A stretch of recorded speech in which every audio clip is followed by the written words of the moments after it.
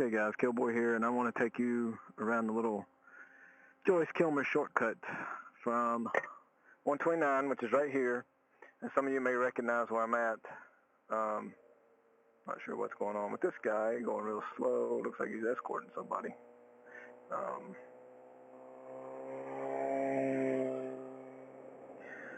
So this is 129, and we're just about 6 miles south of the store.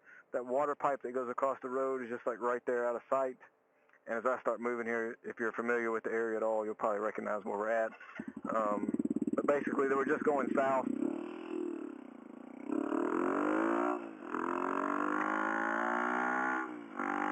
On 129.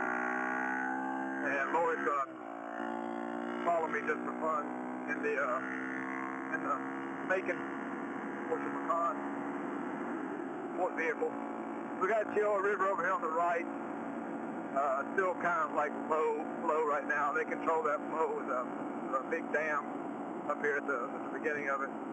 And we're about to go past the Outland convenience store. Some of you may recognize if you've been here before. Good little place to stop. A little sketchy to pull out of, so be careful, be patient.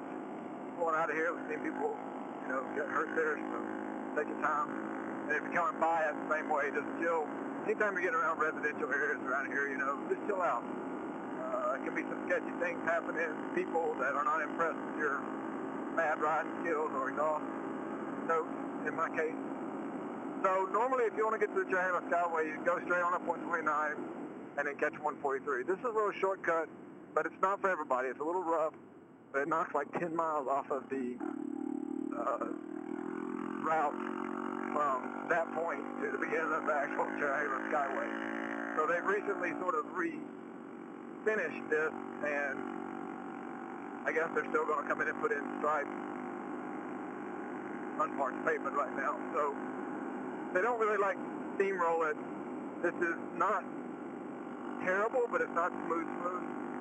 They just put down the aggregate and sort of hit it with something, but it's not that smooth. So if you got a low tolerance for rough roads, this is not for everybody. If you've got like an adventure vehicle or a sense of adventure on sport bikes, Laura and I used to ride it all the time, and we liked it, but you just have to kind of come into it with the right mindset. So now right here you have to turn right, or else it'll just loop you back around to 129, which is not a bad loop either. You can go on up through there, you go to the top of Cherohala Dam, which is the dam that releases the water for this river that we just crossed over. But it's like I said, just loops back out. So turn right onto this road. This road takes about 7 miles or something like that, and it puts you at the intersection of Joyce Kilmer Memorial Forest and a road that goes up to 143, the Cherohala Skyway, and a road to the right that goes up to Maple Springs. So we're going to explore all those in different videos. But today I want to show you this one shortcut road. They recently repaved this section of it to begin this end of it, and this is kind of a shame because this paper was really good before they did this resurfacing. They actually used proper equipment with steamrollers and everything, but right up here the good pavement stopped where this neighborhood is to the right, and then it went flat before. So now it's all like this for a pretty good way. It's about halfway to our end here. That road to the left right there goes down to a put-in for kayakers, and you can kind of see Cherohala Dam from there. We'll try to get a view of it through these trees here, but it's hard because this time of year, trees are really thick. That dam is kind of hidden back there. A lot of people never see it.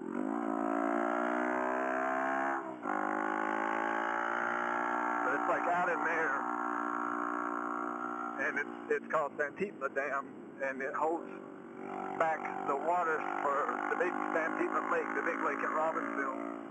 So it's a pretty tall dam, and it has 2 pairs of really big gates, and they usually only open them like an inch. It's flowing 1,000 cubic feet per minute on the weekends where they flow that river that it feeds for the kayakers to play on. It becomes a Class 4, Class 5 river. So if you are into kayaking, or know someone who is, you might know about that, because you want to understand people come from all over the country to that river. They say it's one of the most impressive, difficult, Western-style flows in the country. So you can get a release.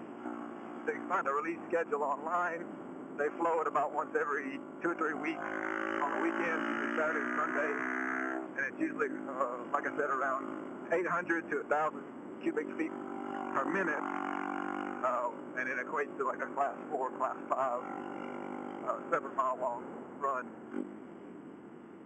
So we're getting back into some sort of semi-residential stuff here. There's a couple houses. Whoa, and that was some slippery gravel right there.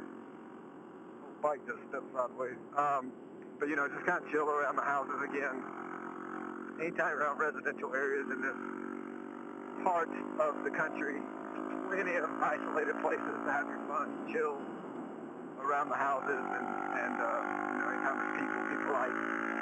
So now we're starting past these really killer campsites and camp and designated sites only. So these are sort of first come, first serve. I think there's some sign up stuff you can do now, but they're government-based campsites, and pretty much all these roads that you see or places to park on the left are little single or maybe double campsites, but they're on the beach of this lake. So they're really cool because, I mean, you can imagine, you know, waking up on the edge of the water like that. This is why anybody comes and asks about the best places to camp. These are the best ones I know of, but they do get, you know, occupied, and people can be in them for several days at a time. So don't come in here counting on being there, but if you can get one, it's really cool. Of course, watch your stuff. I've heard of a few people having things stolen out of their tent while they were out riding or driving or something like that. So sleeping bags, things like that. Again, I apologize for my voice kind of wavering. The road's not that bad. If it wasn't talking, barely even noticed it, but because this little bike has got small wheels and dip-ish suspension, it's a little, makes my voice waver. Now there's several, especially going this direction, like that right there, there's several decreasing radius turns that tighten up on you, so take it easy if you're going this way. We've kind of got it memorized, but it'll cause people to blow out to the other lane if you're not careful. Turns like this one too. Double apex here, and there's another gravel parking area and campsite right there. That was a little higher. You can see it down in there. Little gravel.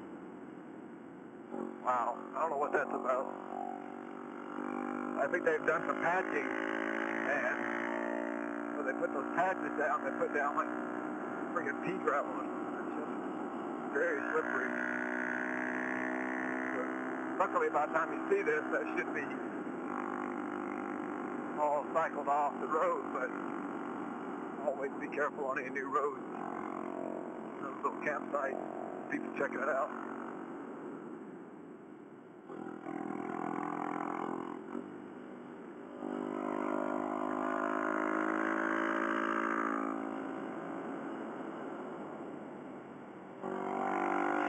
Now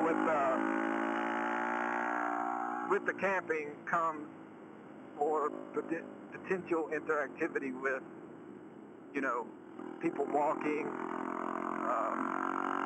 their dogs, stuff like that. People just doing little bicycle rides near their campsite. So, you know, always kind of keep your eyes up and try to be ready for anything like that. Now we're coming up on a boat ramp put in here that they just repaved. This used to be all gravel. I'm going to do a little quick tour, and then we're going to scoot out through the other exit there. But it's a pretty nice little place to put in your boats and whatnot. And like I said, there's these campsites all around.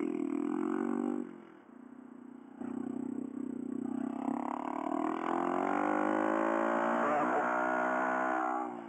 And we're just back up on the road that we turned off of. And there's like a campsite right there. You see an RV in it. I really love this little section right here. So there's a really cool campsite right there that's empty right now. Look at that. That is awesome. Oh wait, there's a tent. There's a tent there. Somebody's got it claimed.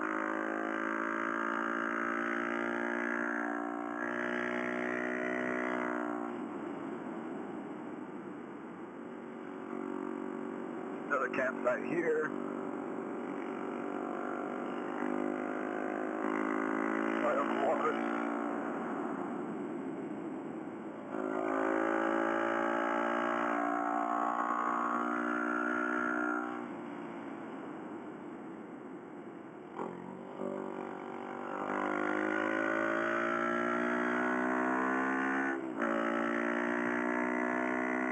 Start climbing this hill here.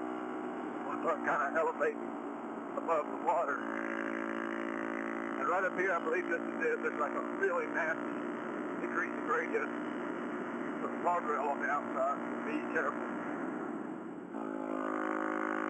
Yeah, this is it.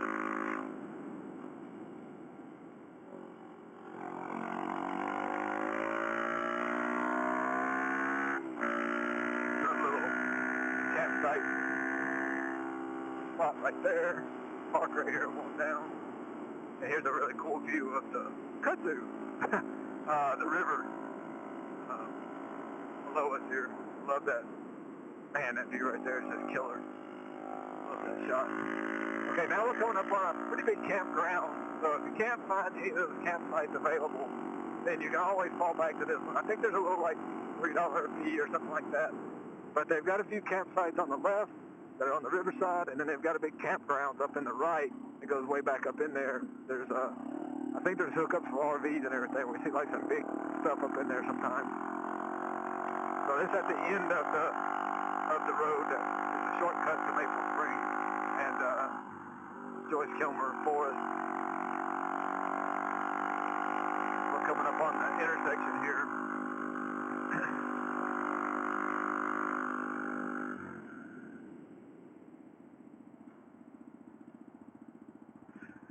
All right, so here's the four-way. We've got stop signs on either side that I'm sitting on, but not the other way.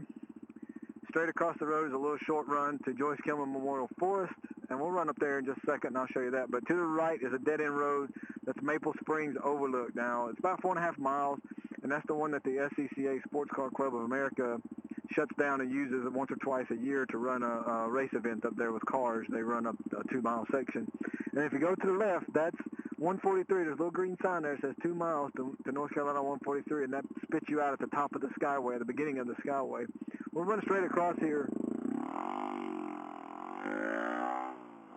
and I'll show you sort of this little access road to Joyce Kilmer Memorial Forest. This is a significant forest, so this is some old growth. Squirrel, shout. And you drive alongside a river here, pretty cool. But there's some old growth trees up here that have been, man, these squirrels are just out for it today, I tell you. These trees have been preserved, and this whole forest was restricted no logging, and it was named after the famous World War II poet, Joyce Kilmer, the man. He wrote the poem Trees, so they dedicated this forest to him.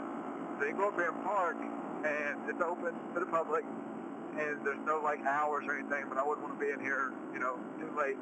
But there's a little trail, it's a mile and a half, I think. If you go up there, you see some huge trees. I mean, it's not redwood, but, you know, it takes 4 or 5 people to wrap around one of them.